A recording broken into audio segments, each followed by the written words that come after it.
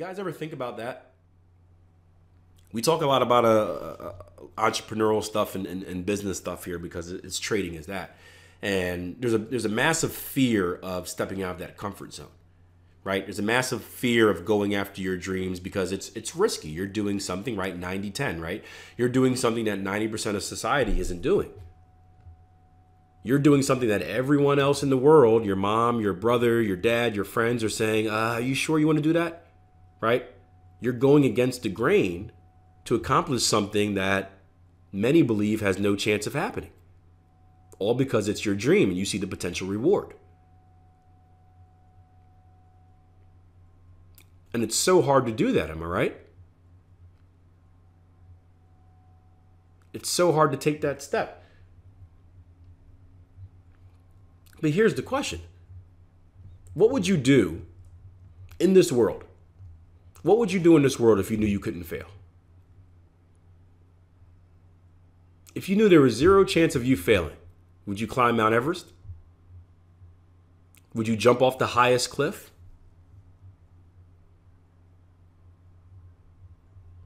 Would you buy a lottery ticket?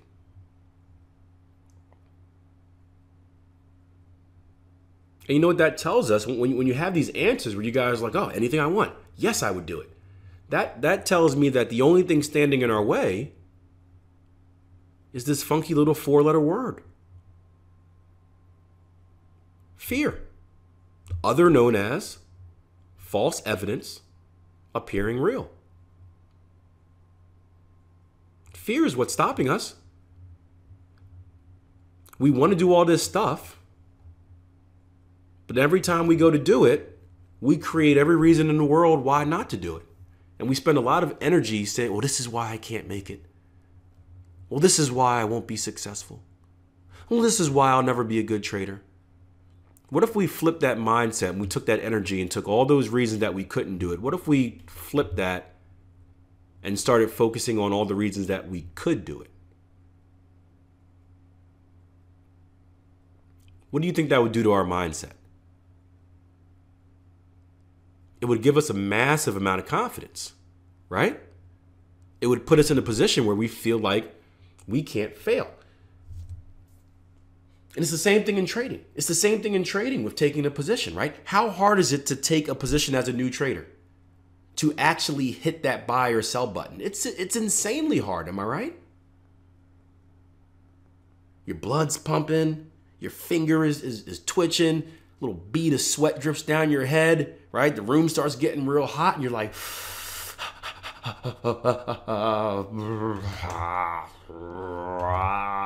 and then, right? All of that goes on. Now, what's the difference between the newer trader that is doing that and the trader that has been trading for a while, has done their back testing, all the fun stuff that goes into creating a trading plan, right? What's the difference?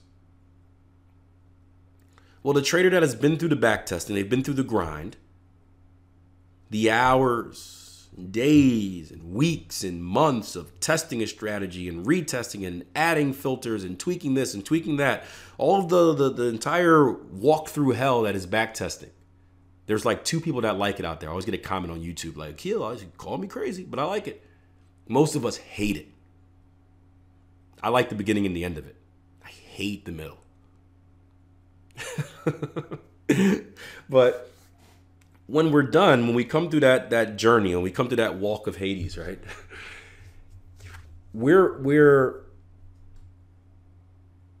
walking with this new set of confidence, and it does come with live trading too. You have to actually make the switch from back testing to actually trading it live. But once you do that, once you back test, once you trade it live, once you trade through your first drawdown, right? You're armed with this new set of confidence where you know you can't fail. You believe you can't fail. And it's not based on any individual opportunity. It's not based on this particular trade. It's not based on the next trade. It's not based on the trade you did before. It's based off the big picture, right? The entire year. And I'm going to show you this again because I can't give you a better example than this, right? This is how my trading year started.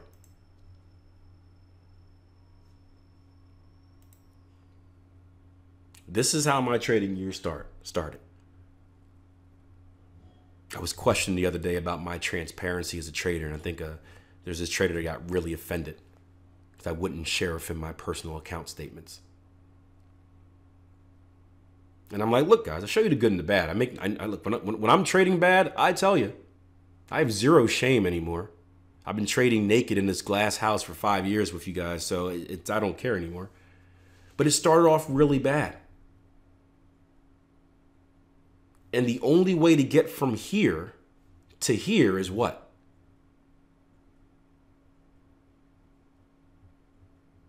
Is that confidence in that you can't fail.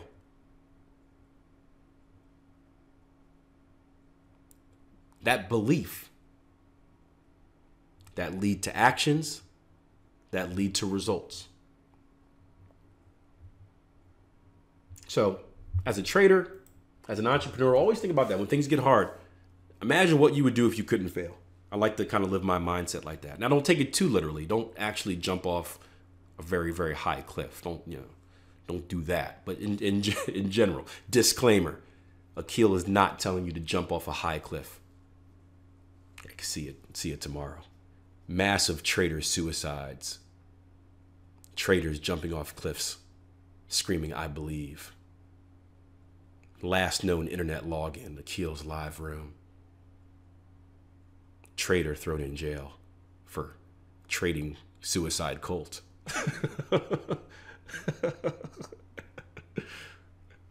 I can see it now. Come out with like some Gartley and Cypher tats 10 years later. I'm back, guys.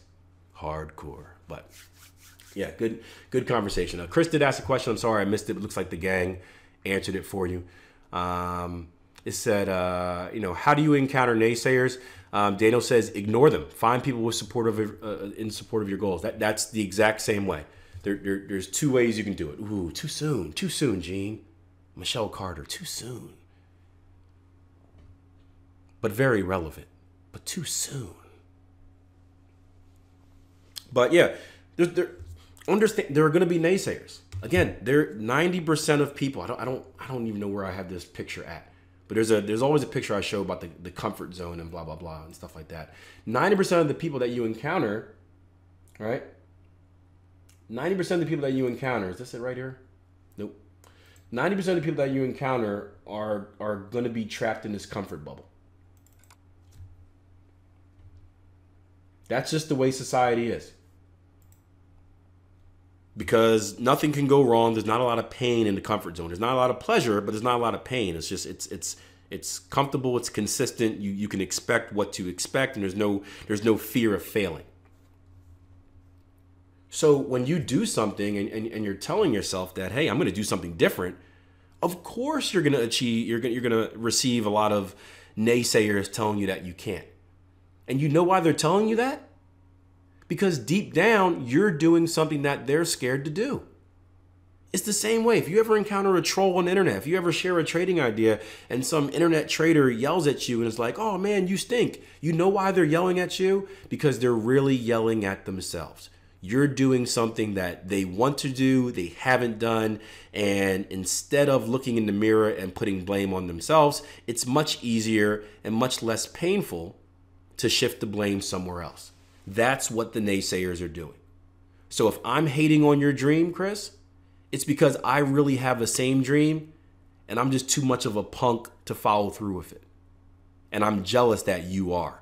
So in order to drag you down back into the comfort zone where I am, I'm going to make you feel bad about yourself. I use them as motivation. I had so many naysayers, and I did money management the hard way. This was back before I really knew how to work the internet well. But when I went on to start a money management business with my trading, I did the old school, set up a meeting and get referrals. And I heard no, laugh, everything in the world. From family, friends, everybody. And I'm someone that holds grudges. I'm very vengeful. So I write names down. And I look at those names and I say, every day, I'm going to prove you wrong. And that's how I motivate myself. I'm going to prove you wrong.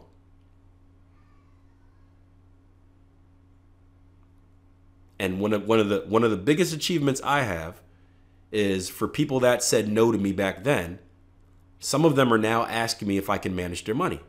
And guess what I say to them now? No. You missed your shot.